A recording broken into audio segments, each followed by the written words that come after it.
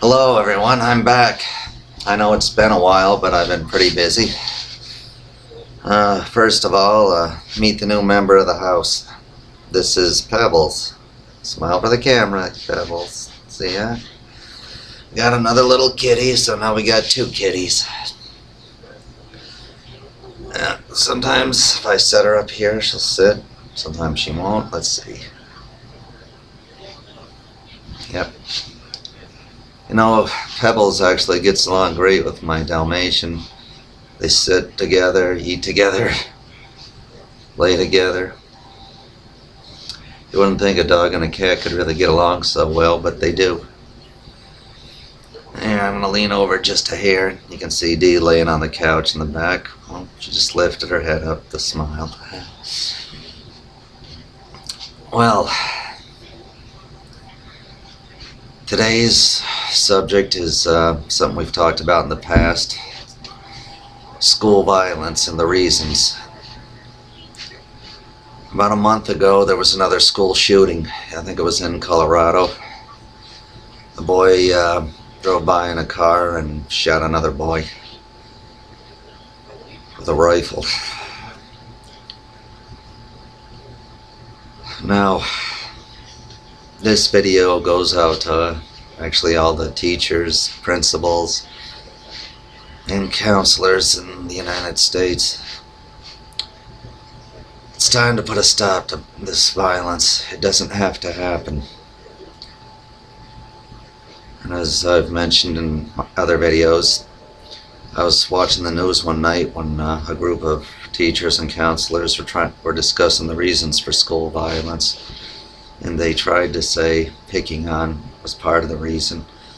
And then they just said, well, everybody gets picked on. No, that is not true. Very few and far in between ever get unmercifully teased. And after a while, they just get tired of it. They get bullied, pushed around, until they decide to do something about it. And unfortunately, when people are confronted with violence, they're going to react with it eventually. As was the case in Colorado. Teachers, principals, when you see these few kids who do get unmercifully teased constantly, you know, go out of your way to look after them. Talk to them, be their friends, be their best friends if you can. Help them. When they come to you for help, don't just say, I'm tired of listening to you. Because when you do that, they will take matters into their own hands. And don't think they won't. You know, how many school shootings does it take before people will realize that? Bullying is a very serious problem. And part of the reason nothing's ever done about it is because usually the kids who do the bullying are very popular kids. They have a lot of friends, they get great grades, all the teachers know them, they're really popular. So when one of these less fortunate kids goes up and talks to them, they say, oh, I can't believe that person would do anything. Well, they do. I went through it in school. I went through it constantly, especially in the locker rooms. And as a result, I was only in regular school until I was in 8th grade. Then they moved me up to a special needs school in my town. Fortunately, we had a special needs program. A lot of towns don't have them.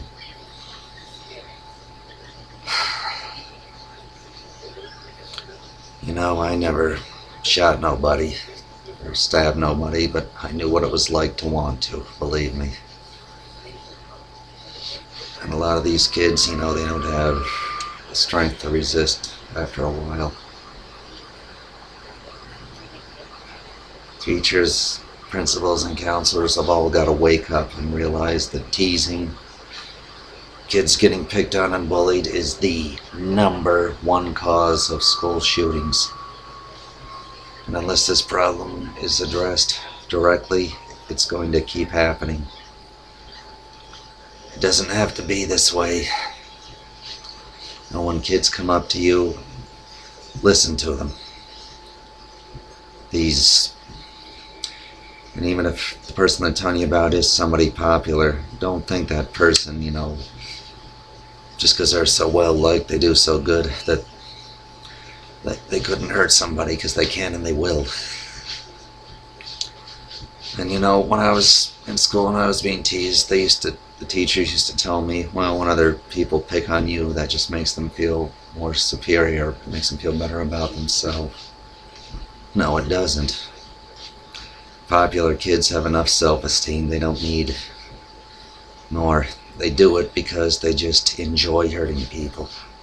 They think it's funny. They think it's thrilling even.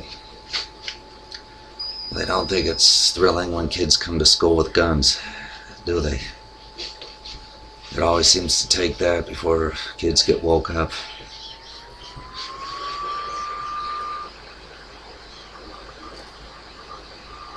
Part of the problem is there's not as many special needs schools as there used to be. Every community should have a special needs program in it. A school for kids who just don't fit in. I know it costs a lot of extra money for that. It takes a lot more time, but you take one of those kids out of the school where they're always bullied and put them somewhere, where everybody's the same. You just might be saving a life. No maybes about it. You will be saving a life. And when you teachers, if you help those kids that are less fortunate, the few in between that do get the unmerciful teasing, you listen to them, like I said, help them become their best friends, believe everything they say. Again, it might seem like it's a lot of extra time and a headache to you. But again, you're going to be saving somebody's life. Because anybody, especially a teenager, is only going to take so much. And then they're just going to get tired of it and fight back. I've seen it happen too many times.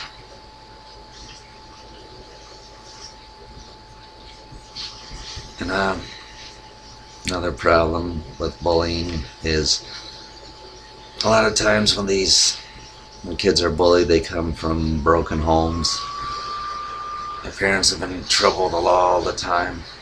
So society just seems to label their family as unimportant. And when these kids who come from very well-to-do homes, their parents are important people in the community, they're very popular, it's like basically the teachers say they matter, the other kids don't. Well, that's discrimination. Remember one thing, bullets don't discriminate. They find their target all the time. Discrimination like this has got to stop, or more people are going to die. Remember that. Remember everything I've said, so more innocent children don't get hurt. I'm glad the WWE has made a big stand now against bullying. Seems hard to believe some of these big dudes like John Cena and Sheamus and Mark Henry and them used to get bullied in school, but they did. When you're different, whether it's because of what you look like, how you talk, how you act, if you're different, you get treated different, and it's not good.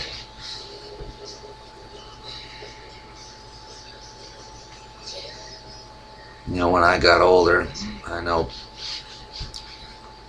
part of the reason I was alone for so many years is because I was different. But there's some ways being different can pay off. I wouldn't smoke, I wouldn't use drugs, I didn't drink till I was 21. Didn't go out and get in trouble at night like a lot of kids. Yeah, I was labeled the goody two-shoes. Because of that, I had no one. But later in life, it did make a difference. So there are some ways it's good to be different.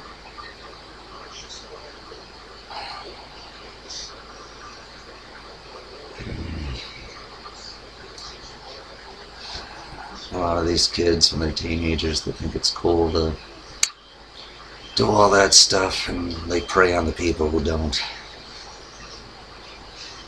They're the ones who need your help the most. Yeah. Be their friends. Treat them good. Don't give them a reason to go to the other side. Let them know that they have friends and family, and be their best friend. That way they don't need to do those bad things just to have friends. Because for a kid, even more than an adult, loneliness can be devastating. Back in the 70s, there was a rare incident. I wouldn't say it's rare, but you don't hear about it that much. A kid stepped off the bus, and he fell right into a snowbank, and he was dead. It might seem strange, but an autopsy revealed his heart just stopped. Tremendous mental stress had killed him. The stress of being teased and bullied. And it turns out he was one of those kids who was always unmercifully teased. And it sent him into the other world. Bullying kills in more ways than one.